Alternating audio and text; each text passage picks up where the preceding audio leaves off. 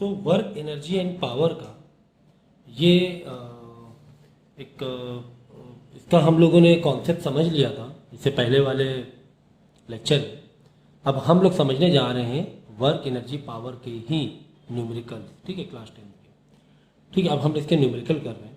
तो इसका कॉन्सेप्ट कर चुके हैं हम लोग, फॉर्मूले पूरा समझ चुके हैं, सारी वर्क एनर्जी पावर से रिलेटेड जो भी है, फोर्स का है, एनर्जी का है, कि जो भी जितने भी इसके फॉर्मूलेज हैं, पावर का फॉर्मूला है, ठीक है, सारे फॉर्मूले हम लोगों ने पूरे अच्छी तरीके से समझे हैं। ठीक है, तो न्यूमेरिकल करेंगे। तो न्यूमेरिकल करने का तरीका तो मैंने आपको बताया हुआ है कि कितना आसान तरीके से हम लोग न्यूमेरिकल्स को करते हैं। डेटा आपको एक तरफ लिखना है और फॉर्मूला अप्लाई करना है। तो यहाँ पे लिखा हुआ है crane pulls up a car of mass 500 kg। Car का जो मास है 500 किलोग्राम है, वो क्रेन को उठाना है to a vertical height of 4 metre. 4 metre vertical height कितनी दी गई? 4 मीटर दी गई है। ठीक है, तो calculate the work done by the crane. तो अगर कोई भी एक हाइट पे हमें फोर्स लगाना है, एक ग्रेविटी के अगेंस्ट हमें एक फोर्स लगाना है, तो हम लोग बताओ क्या फॉर्मूला डाल सकते हैं? हम लोग फॉर्मूला क्या डालेंगे? Force work is equal to mgh। दो टुकड़े कर दो पेज का, work is equal to mgh। तो ऐसे भी कर सकते हो, पहले फोर्स का निकाल लो, m into g, 500 into 9.8, 9.8 divide by default हमने क्या ली? हाफ करो, 9.8 हमने क्या ली? ग्रेविटी ली।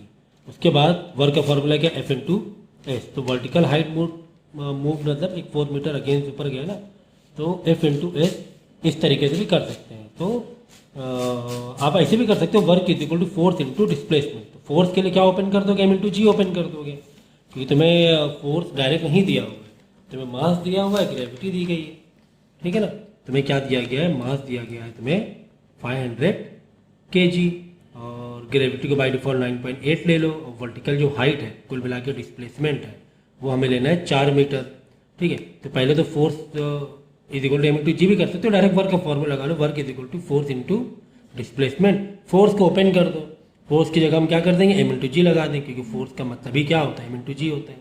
इंटू डिस्प्लेसमेंट, मास कितना है? 500, ग्रेविटी कितनी? 9.8, डिस्प्लेसमेंट कितना है? 4 मीटर है। क्या सब एसआई यूनिट में है? हाँ सर, सब एसआई यूनिट में है। तो वर्क जो आ जाएगा किस में आ जाएगा? जूल में आ जाएगा। तो वर्क आपका मिल जाएगा 19,600 जूल, ये वर्क आ जाएगा आपका। तो बहुत आसान सा न्यूमेरिकल था, लेकिन एग्जाम में आते हैं, एक नंबर के क्वेश्चन में आते हैं एग्जाम में।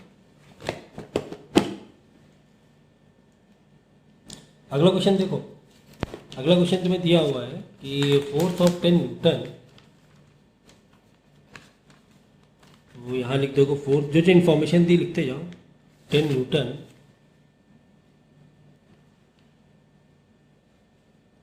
Displace the body by distance of 2 metre. तो डिस्प्लेसमेंट जो बड़ा है वो डिस्प्लेसमेंट के लिए 2 metre at an angle of 60 degree. तो कॉस थीटा जो तुम्हें दिया हुआ है वो 60 डिग्री। तो डिग्री एंगल 60 डिग्री दिया था सर, कॉस थीटा तो मेंशन नहीं था सर, कॉस तो मेंशन नहीं था। कॉस है, साइन है, क्या है ये, टैन है, कॉट है। तो ये सब थ्योरी पार्ट में हम लोग ने समझ लिया, ये सब थ्योरी पार्ट में हम लोग ने समझ लिया। तो find the amount of work done, तो हमें वर्क निकालना है। तो हमें पता है कि वर्क का फॉर्मूला क्या होता है? वर्क इज इक्वल टू, बोलो, force to displacement into cos theta, क्योंकि हमें पता है फोर्स क्या है? एक वेक्टर क्वांटिटी है। तो फोर्स का हम लगा देंगे 10 Newton, displacement 2 cos theta, cos 60 degree, cos 60 degree. ठीक है ना, तो 10 इंटू 2 20, ये तो 20 हो गया। और कॉस 60 की वैल्यू कितनी हो गई? ये तो एन एम हो गया ना, न्यूटन मीटर हो गया। कॉस 60 की वैल्यू क्या होती है? 1/2। तो कुल मिला के 10 जूल आपने काम किया है। कॉस 60 ने वैल्यू को कम कर दी, वर्क को कम कर दिया। ठीक है, चलो अगला क्वेश्चन देखते हैं हम लोग। A boy of mass 40 kg, boy का जो मास है वो 40 kg है। तो जैसे कि हमने कहा आपसे, अच्छा पेन नहीं है, डार्क, तो हमने मास लिखा बॉय का 40 kg। Climbs up a flight of 30 steps each 20 centimetre. मतलब वो है ना, स्टेप्स इस तरीके से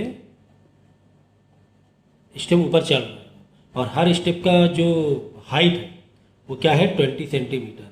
मतलब अगर हम कुल मिला के हाइट के पॉइंट ऑफ व्यू से लिखें, समझिए ना, अब ऐसे गए, फिर ऐसे गए, फिर ऐसे गए, फिर ऐसे गए, फिर ऐसे गए, तो एक एक 20-20 सेंटीमीटर का कितना 30 स्टेप किए हैं तुमने, तो 20 सेंटीमीटर इंटू 30, क्यों इंटू 30 किया, क्योंकि एक स्टेप 20 सेंटीमीटर का, और हम लोग कितने स्टेप चढ़े 30 सेंटीमीटर 30 स्टेप चढ़े, तो कुल मिला के अगर हाइट बोलेंगे तो 2 इंटू 3 600 सेंटीमीटर हो जाएगा। आप कितना ऊपर चढ़े, देखो ऐसे 20 सेंटीमीटर 20 सेंटीमीटर 20 सेंटीमीटर 20 सेंटीमीटर 30, तो कुल मिला के हो गया 600 सेंटीमीटर। लेकिन सेंटीमीटर हमें अच्छा नहीं लग रहा है, क्यों, क्योंकि सर ये सीजीएस यूनिट में हम इसको बदल देंगे एसआई यूनिट में और हाइट हो जाएगी 6 मीटर, डिवाइड बाई 100 कर देंगे। तो अब देखो आगे क्या लिखा हुआ है, इन 2 मिनट, टाइम भी दिया हुआ है, चलो अच्छा टाइम ले लो, टाइम क्या दिया हुआ 2 मिनट, तो 2 मिनट भी हमें अच्छा नहीं लग रहा है, तो 2 मिनट को हम किस में कन्वर्ट कर देंगे, सेकेंड में कन्वर्ट कर देंगे, 2 इंटू 60 120 सेकेंड, ठीक है। मतलब वो जो स्टेप उसने चढ़ा है वो फ्लाइट के लिए उसने 120 सेकेंड लिए, क्योंकि पूरा 6 मीटर ऊपर हाइट चलनी थी, कितनी हाइट चलनी थी, तो 6 मीटर चलनी थी। अब आगे देखो, and a girl of mass 30 kg does the same in 1.5 minute.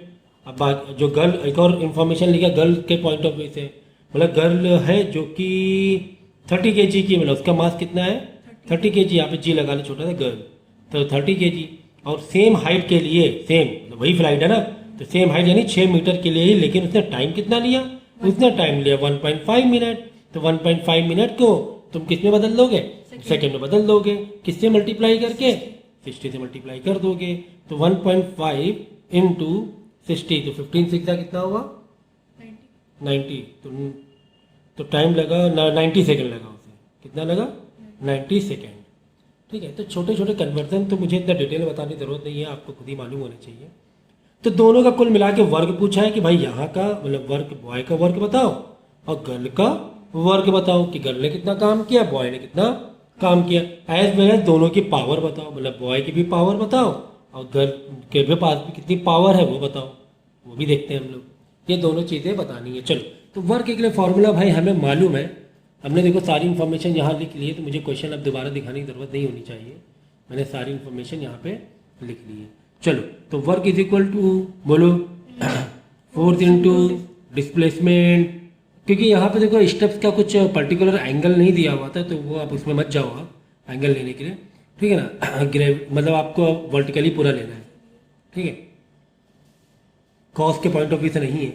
Gravity कितना 10 दिया हुआ है, तो फोर्स को हम ब्रेक करना ही m into g into displacement, displacement मतलब ये जो हाइट का डिस्प्लेसमेंट है, इस तरह, ठीक है, m into g into displacement, या m into g into H भी कर सकते हैं हम, जी एच साफ सुथरे तरीके से।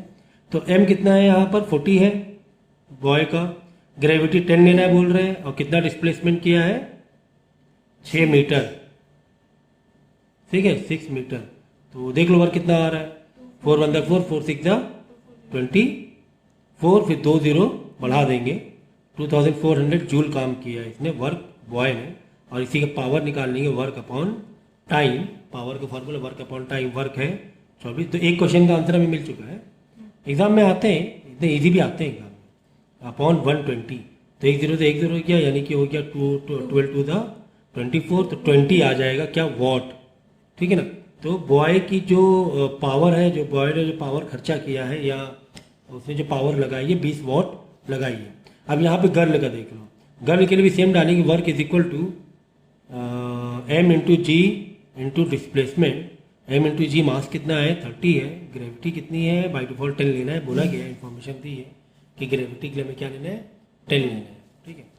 और इसका भी डिस्प्लेसमेंट सेम है 6, तो देख लो 3 6 का कितना हुआ 80, 1800 जूल।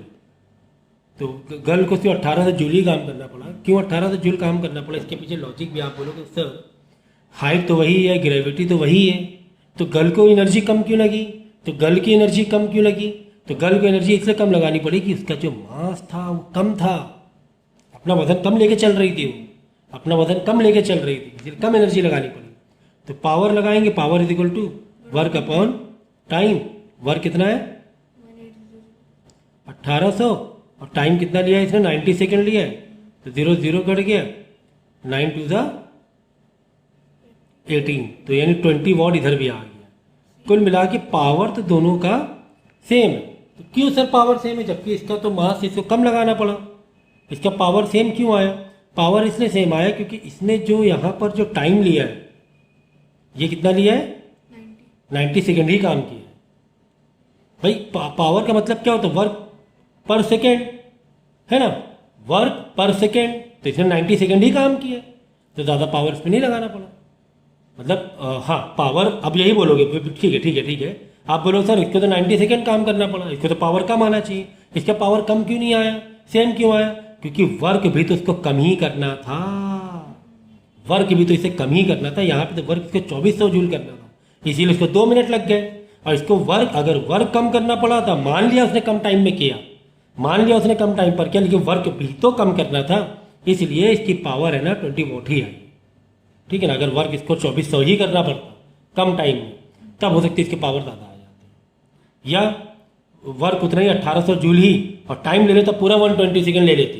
कि एक तो सिर्फ उसे कितना करना पड़ रहा है, 1800 जूल ही काम करना पड़ रहा है, लेकिन टाइम भी 120 सेकेंड ले रही होती है, 120 सेकेंड ले रही होती, तब यहाँ पे इसका पावर भी कम हो जाता है। आई बात समझ?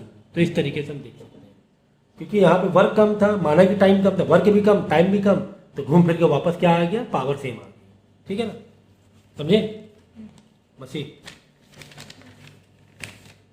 तो इस तरीके से न्यूमेरिकल कितने आसान तरीके से हम लोग कर रहे हैं, बता नहीं सकते कितने आसान तरीके से कर पा रहे हैं।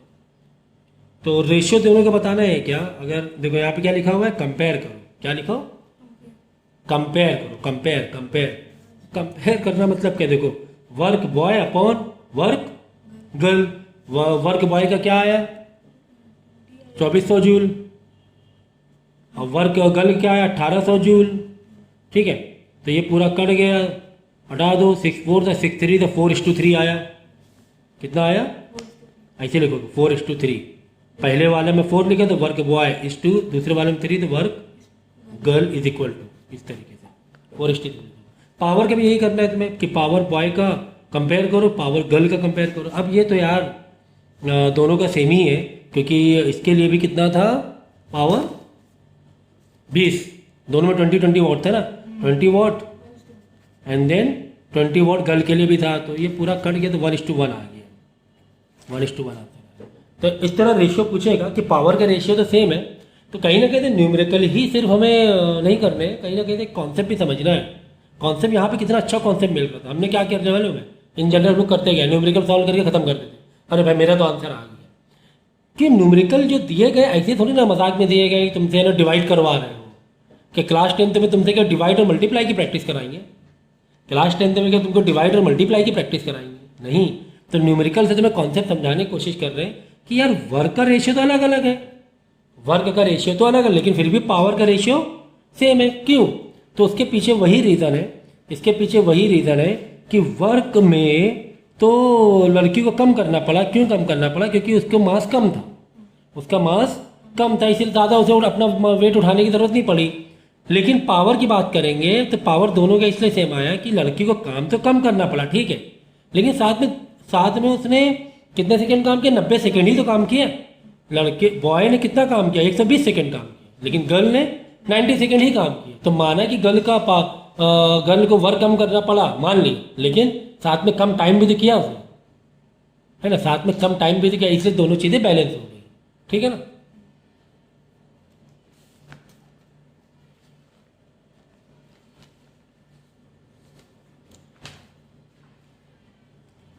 नेक्स्ट क्वेश्चन रीड करेंगे हम लोग। देखो, ए force of 15 Newton is required. एक काम करते हैं, पहले क्वेश्चन पूरा समझ लेते हैं, उसके बाद हम लोग डेटा लिखेंगे, वरना वो थोड़ा सा ब्रेक हो जाता है।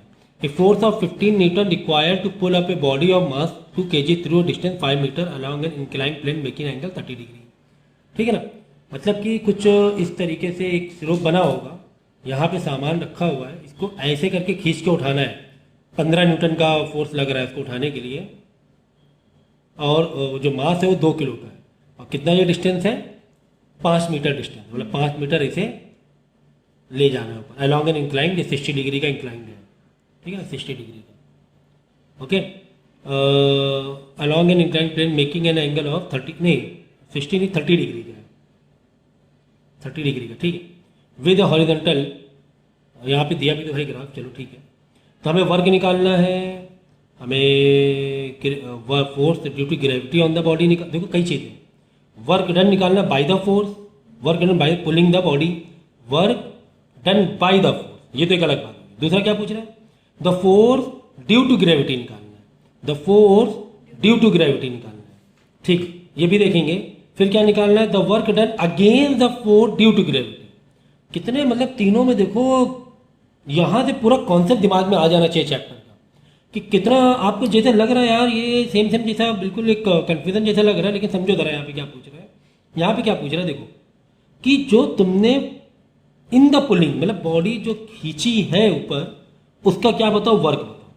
बॉडी जो खींची है उसका क्या बताओ, वर्क। एक तो ये पूछ रहा है। दूसरा क्या पूछ रहा है, तीसरा वाला देखो, वर्क डन, कि वर्क जो हुआ है against the force due to gravity, gravity की वजह से कितना वर्क हुआ। यहाँ पे क्या पूछ रहा है, ग्रेविटी की वजह से कितना वर्क हुआ। यहाँ तो पुलिंग की वजह से, यहाँ पे ग्रेविटी की वजह से। तो जहाँ पे ग्रेविटी वाला कॉन्सेप्ट आ जाए वहाँ पे हमें कॉस थीटा साइन थीटा वाला कॉन्सेप्ट लगा के चलना पड़ेगा, बता रहा हूँ कैसे, ठीक है। बाद में क्या बोले, the force due to gravity on the body, body में जो ग्रेविटी लग रही है उसका फोर्स, वो तो सीधा सीधा है क्या, एम इंटू जी, है ना। ग्रेविटी की वजह से फोर्स बताओ, तो फॉर्मूला क्या, फोर्स एम इंटू जी, तो सिंपल सा, ठीक है। तो पहले मैं पहला वाला करूँगा, work done by the force in the pulling body.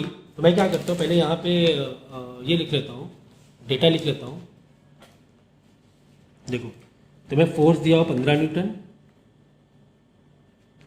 मास दिया हुआ है 2 किलो, और डिस्टेंस तुम्हें दिया हुआ है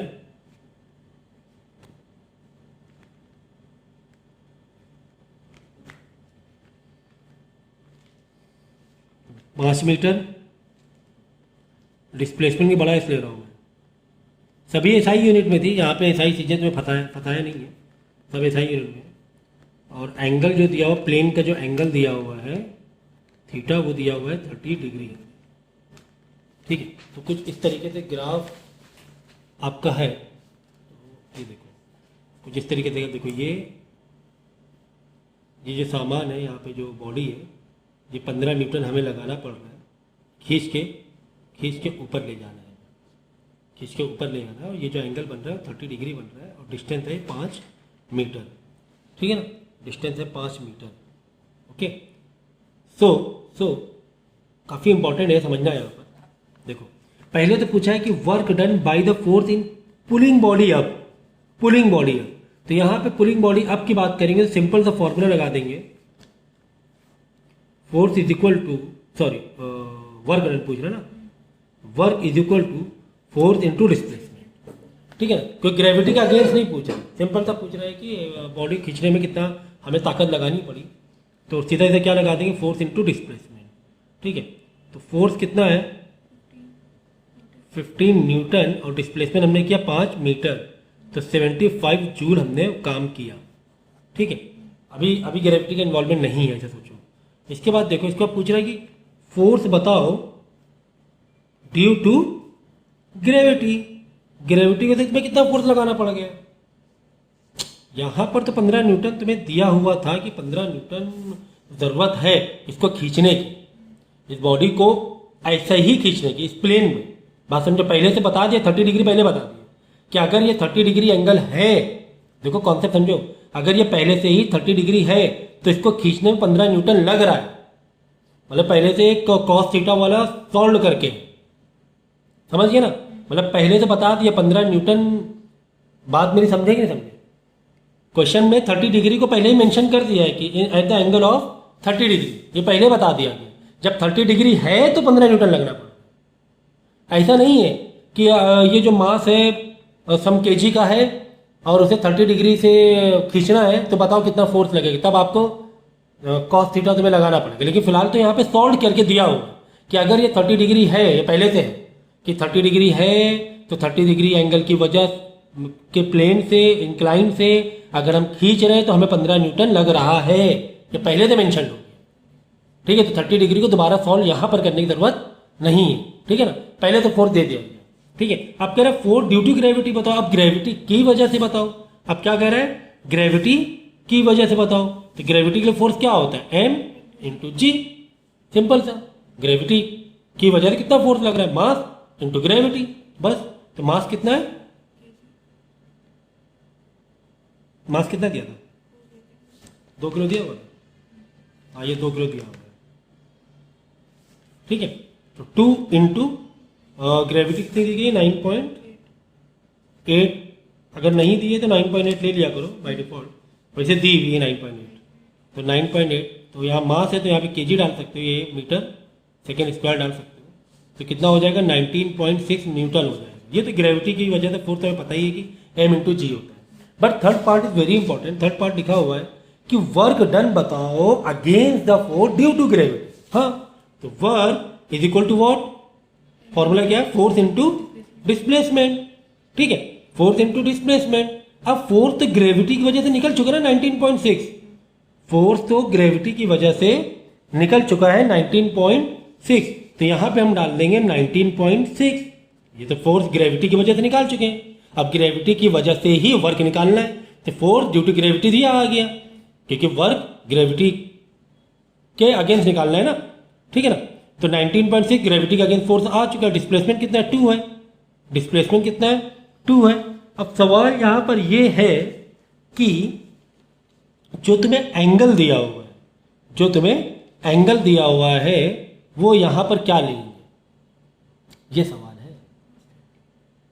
ना ना ना, कॉस यहां पे नहीं लेना है, अब कॉस नहीं लेना है, क्योंकि हम ग्रेविटी, हम जो बॉडी खींच रहे हैं ना, सुन लो, यहां जो क्रेन क्रेन क्रेन लग रही है, क्रेन का काम नहीं बताना है।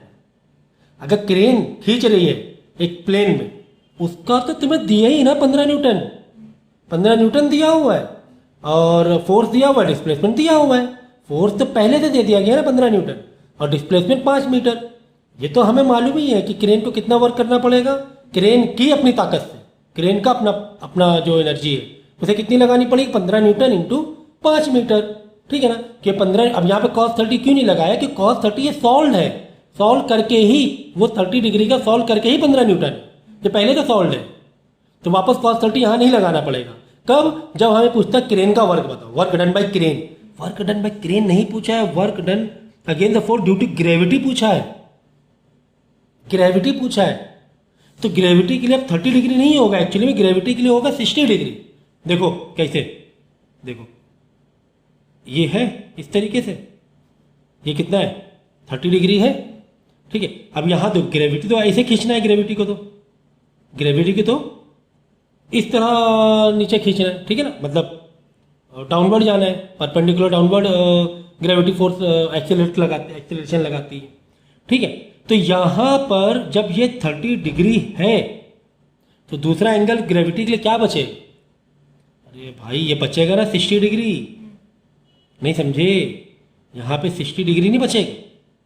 तो भाई से दो वो लगाओ, दो साइन और कॉस, दो ये लगाओ, तुम इस तरह जाएगा, इस तरह जाएगा साइन, और यहां पे हो रहा है कॉस, तो ये वाला कितना बचा, ये वाला बचा 60 डिग्री।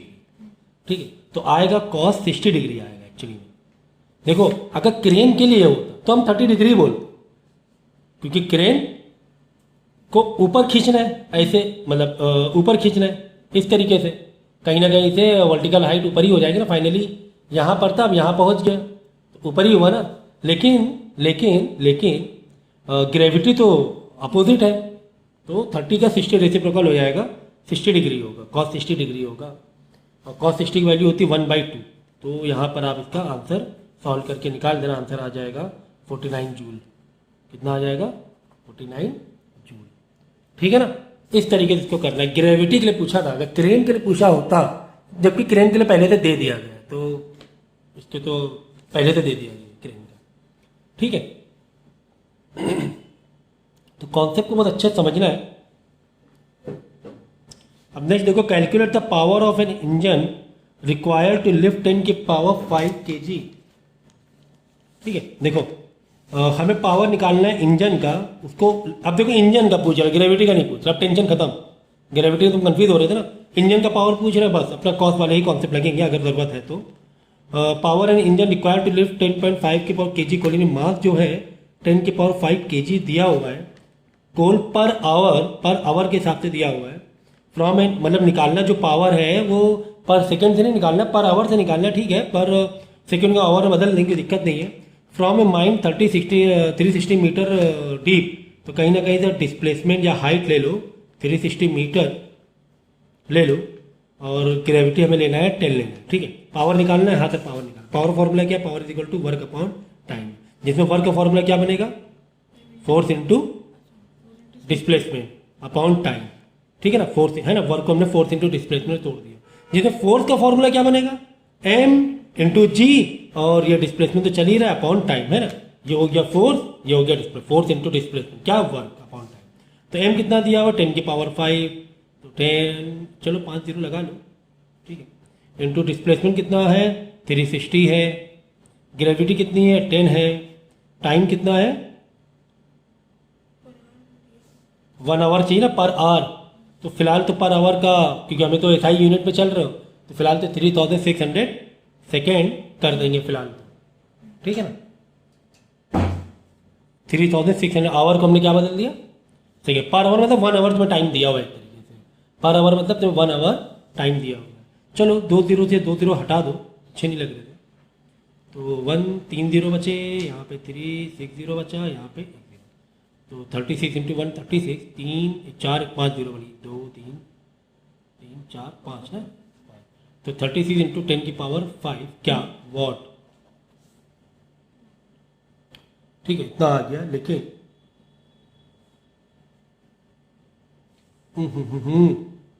36 तो नीचे भूल ही गए काटना, ये 30 बजे 36 गया, तो 10 की पावर 5 क्या आ गया, वॉट आ गया। इसको तुम किलोवाट में बदल सकते हो, 3 जीरो खत्म कर दो, किलोवाट के बदलने के लिए वॉट के किलोवाट जाने, डिवाइड बाई 1000 करेंगे, वॉट से किलोवाट बड़ी किलो जाना, डिवाइड बाई 1000 यानी 10 की पावर 5 डिवाइड बाई 10 की पावर 3 करेंगे, तो क्या बदल जाएगा, किलोवाट में बदल जाएगा। 3 से यहाँ पे 2 कट गया, 10 की पावर 2 बचा, 100 किलोवाट आ गया, है ना। तो था, ये भी इजी था। तो वीडियो को पॉज करके एक एक क्वेश्चन करना है, एक साथ सारे क्वेश्चन नहीं नहीं नहीं नहीं करना।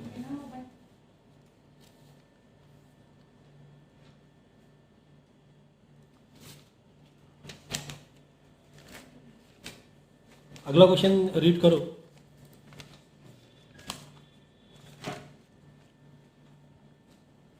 An electrical motor power 100 what, power पहले से दे दी गई है 100 वॉट है, चलो ठीक है। Is use to drive a stir in water bath, ठीक है ना, मतलब एक मोटर है वो नीचे चल रही है, वॉशिंग मशीन कह लो, है ना, स्ट्रिंग करना, स्टर करना।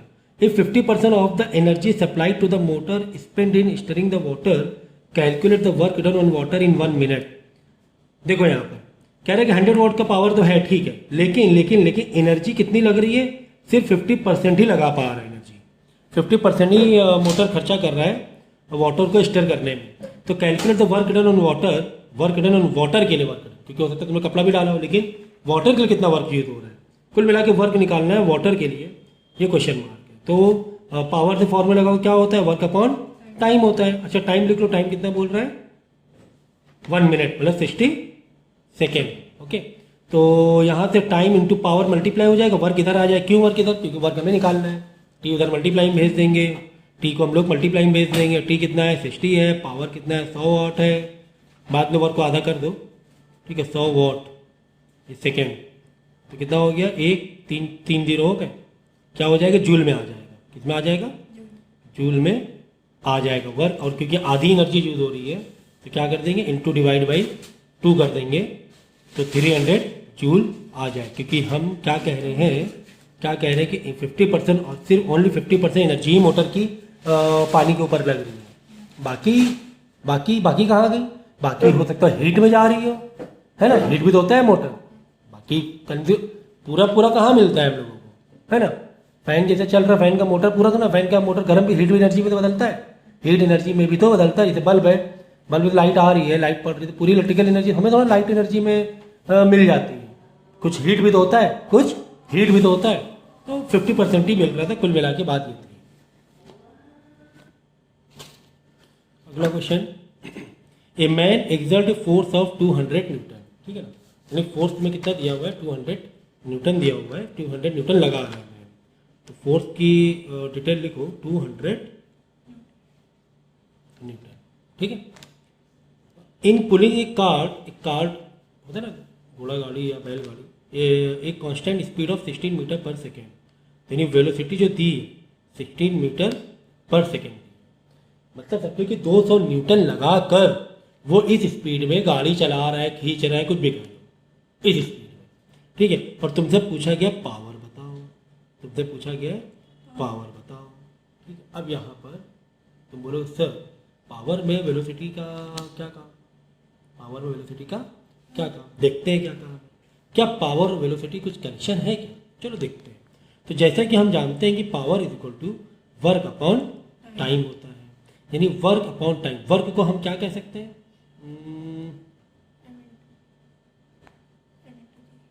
F into D upon time, okay. Work मतलब एफ इंटू डिस्प्लेसमेंट, ठीक है। वर्क मतलब एफ इंटू, ठीक ठीक है। फोर्स को ब्रेक करते हैं, फोर्स को हम क्या कह सकते हैं, एम इंटू जी या फिर एम इंटू ए। देखो अगर हम ग्रेविटी के बिल्कुल अगेंस्ट कोई चीज खींच रहे हैं या गिर रही कोई चीज, तब हम तो कह सकते हैं एम इंटू जी। लेकिन अगर कुछ ग्रेविटी का इन्वॉल्वमेंट हटा दो, अगर कुछ इस तरीके से हम हॉरिजॉन्टल या वर्टिकल जो भी है, अगर ग्रेविटी का इन्वॉल्वमेंट हटा दें और एक अपने पावर से एक्सेलरेट कर रहे हैं, अपने मशीन अपने पावर से, बॉडी अपने पावर से एक्सेलरेट कर रहे हैं, तो ग्रेविटी मतलब क्या, एक्सेलरेशन। ग्रेविटी मतलब क्या होता है, ग्रेविटी का मतलब भी एक्सेलरेशन होता है।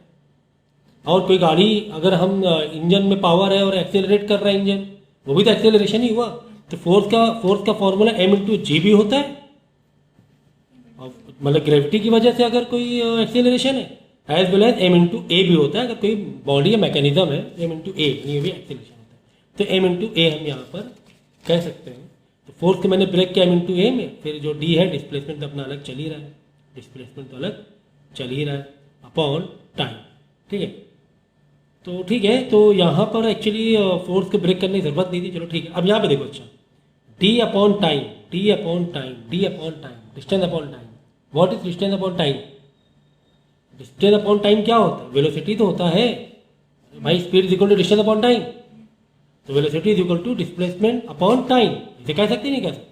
तो इस डिस्टेंस अपॉन टाइम की जगह एम इंटू ए, फोर्स को फोर्स ही रहने दो, ठीक है। अगर जरूरत पड़े यहाँ ब्रेक कर सकते हो सकता है यहाँ पे तो फोर्स ना दिया हो, एक्सीलरेशन दिया हो, मास दिया हो, तो हम फोर्स को ऐसे स्प्लिट कर लेंगे। लेकिन यहाँ पे फिलहाल डायरेक्ट फोर्स दिया हो तो स्प्लिट करने की जरूरत नहीं है, एफ ही रहने दो।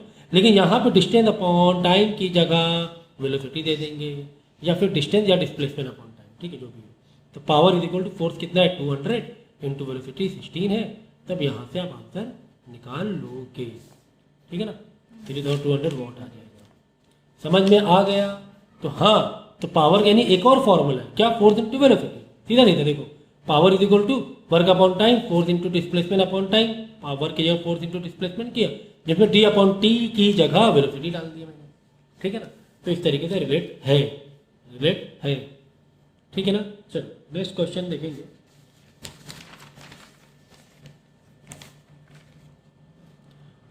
The work done by the heat is 1 joule. Heat की वजह से जो वर्क हो रहा है 1 जूल हो रहा है, वर्क इज 1 जूल। लेकिन पर बीट है, पर बीट है, ठीक है, पर बीट, पर बीट है, okay. Calculate the power, power में कैलकुलेट करना है if the heart of the heart if it beat 72 times, if it beat 72 times in 1 minute. तो पावर पता करना है, लेकिन कितना कितना वर्क, एक्चुअली 1 जूल जो वर्क है वो 1 बीट का है, लेकिन यहाँ पर हमें कितने बीट करने हैं, 72 बीट करने हैं। यानी कि वर्क जो है वो एक्चुअली में 72 है, 72 है वर्क है जो एक्चुअली है वो कितने में 72 है, 72 बीट है। देखो ना 72 टाइम्स, और 1 बीट के लिए 1 जूल, 72 बीट के लिए, लेकिन किसमें, इन 1 मिनट। खैर चलो पावर को फॉरवर्ड करते हैं, अभी समझ में आ जाएगा। Work upon time, work upon time. अच्छा वर्क कितना हुआ, 1 joule 1 beat, 72 joule 72 beat, 72 joule है ना, 72 बीट मतलब 72 जूल, यानी वर्क 72 हुआ है। लेकिन कितनी देर में हुआ है, मतलब 60 सेकेंड, बस इतनी सी बात थी। जब तुम इसको डिवाइड करोगे आ जाएगा 1.2 वॉट आ जाएगा, है ना। क्योंकि देखो 1 जूल 1 बीट, फर्क 1 जूल नहीं हुआ है, बीट 1 नहीं हुई, बीट कितनी हुई, 72 हुई। तो 72 बीट मतलब 72 जूल, यानी वर्क 72 है, कुल मिला के बात की थी। इतनी सी बात थी, इतनी छोटी सी बात थी। आगे यहाँ पे क्या दो एक्सप्रेस, देखो ये बहुत इंपॉर्टेंट है कि कन्वर्जन वाला, कि कन्वर्जन कैसे करना है। देखो ये बोला गया कि 5 किलो वॉट आवर को किसमें बदलो, जूल में बदलो। ठीक है, तो जूल में बदल देंगे जूल में। देखो अगर 1 किलो वॉट आवर होता तो 1 किलो वॉट मतलब 1000 जूल, 1000 वॉट। ठीक है सर, 1000 वॉट, 1 किलो का 1000 वॉट, 1 किलो वॉट का 1000 वॉट, है ना। किलो वॉट मतलब किलो मतलब हज़ार ना, और आवर का इंटू सेकेंड में बदल दो, क्योंकि हमें SI यूनिट में जाना है, जूल पर सेकेंड ना, SI यूनिट। ठीक है, तो 1 किलो मतलब 1000 पर आवर मतलब 60 मिनट इंटू 60 सेकेंड। ऑलरेडी हमने किस में बदल दिया, आवर को सेकेंड में बदल दिया, तो 1 किलो वॉट पर आवर ही तो हुआ। क्या बोलेंगे 1000 वॉट 3600 सेकेंड। तो जब तुम इसको अब 5 क्या करना है तुम्हें, 1 किलो वॉट क्या, अगर 5 क्या करना है, then since 5 kilowatt per hour, तो यहाँ पे 5 into 1000 into 60 into 60। 1 kilowatt का इतना वॉट पर सेकेंड के हिसाब से देखेंगे, तो वॉट सेकेंड के हिसाब से देखेंगे। 1 किलो मतलब 1000 वॉट, आवर मतलब 60 into 60, 60 minute into 60 second. 5 kilo watt तो 5 इंटू 1000 इंटू 60 इंटू 60, तो कितना हो जाएगा ये, जब इसको तुम कैलकुलेट करोगे 1.8 10 की पावर 7 जूल आ जाएगा। मल्टीप्लाई भाई ये सब तो मैं तो कॉन्सेप्ट समझा रहा हूँ आपको, डिवाइड और मल्टीप्लाई तो आपको करना ही करना है। और यहाँ पे देखिए इंपॉर्टेंट कॉन्सेप्ट है कि एक जो एनर्जी है तुम्हें जूल में दी गई है, इसे इलेक्ट्रॉन वोल्ट में बदलना है। तो तुम्हें ये मालूम होना चाहिए, कि 1 इलेक्ट्रॉन मतलब एक्चुअली इलेक्ट्रॉन वोल्ट ना बहुत छोटी यूनिट होती है, इलेक्ट्रॉन एटम्स के लिए होती है। तो इसको अगर जूल में बदलेंगे तो 1.6 इंटू 10 की पावर -19 जूल होता है। तो 1 इलेक्ट्रॉन वॉट में इतने जूल, तो इतने जूल में कितने इलेक्ट्रॉन वॉट होंगे। तो जूल के नीचे जूल लिख लेंगे, देखो 4 जूल के नीचे जूल लिखो, 4.0 इंटू 10 की पावर -19 जूल में कितने इलेक्ट्रॉन होंगे, लेट कर लो x। इलेक्ट्रॉन वोल्ट जूल, एक इलेक्ट्रॉन वोल्ट में इतने जूल, ये तुम्हें याद करना पड़ेगा। तो इतने जूल में कितने इलेक्ट्रॉन होंगे, इलेक्ट्रॉन वोल्ट के नीचे इलेक्ट्रॉन वोल्ट लिखना है, बाद में क्या करना है, क्रॉस मल्टीप्लाई करना है। x इंटू दिस 1.6 इंटू 10 की power -19 is equal to this multiply this, cross multiply करना होता है फिर बाद में। कभी कन्वर्जन वाले ना सीधा क्रॉस मल्टीप्लाई करो, खत्म किया। तो 1 इंटू 4 इंटू 10 की पावर -19 जूल। हमें x मतलब इलेक्ट्रॉन वोल्ट की कैटेगरी में ना, ये वाला इलेक्ट्रॉन वोल्ट है, ये वाला जूल है। तो x इज इक्वल टू ये वाले इधर आके डिवाइड हो जाएगा, 4 इंटू 10 की पावर -19 जूल अपॉन 1.6 इंटू 10 की पावर -19। ठीक, चाहो तो यहाँ पे यूनिट बाद में लास्ट में लिख दो, लेकिन पहले से लिखा तो भी अच्छा लिखा है। ये आएगा ना, ये कट गया, इसको रिड्यूस करोगे तो आ जाएगा x is equal to 2.5 electron volt आ जाएगा। 1090 कट गया ना, 2.5 इलेक्ट्रॉन वोल्ट, समझ गया ना। 1 इलेक्ट्रॉन वोल्ट में इतना जूल, तो इतने जूल में, तो हमेशा याद रखना जो जिस कैटेगरी में उसके नीचे लिखना, यहाँ जूल वालों को इधर ना लिख लेना, गलत हो जाएगा। ठीक है ना, तो जूल हो सकता है इलेक्ट्रॉन वोल्ट का पूछता, मतलब 5 इलेक्ट्रॉन वोल्ट में कितने जूल होते हैं, यहाँ पे एक्सलेट कर लेते, क्रॉस मल्टीप्लाई कर लेते, बोलता 5 इलेक्ट्रॉन वोल्ट में कितने जूल है, तो यहाँ पे एक्स करते और क्रॉस मल्टीप्लाई कर देते। ठीक है, इस तरीके से। तो ये एग्जाम्पल वाले न्यूमेरिकल मैंने करा दिए। अब इसके बाद जो न्यूमेरिकल एक्सरसाइज वाले हैं ये मैं नेक्स्ट लेक्चर में कराऊंगा।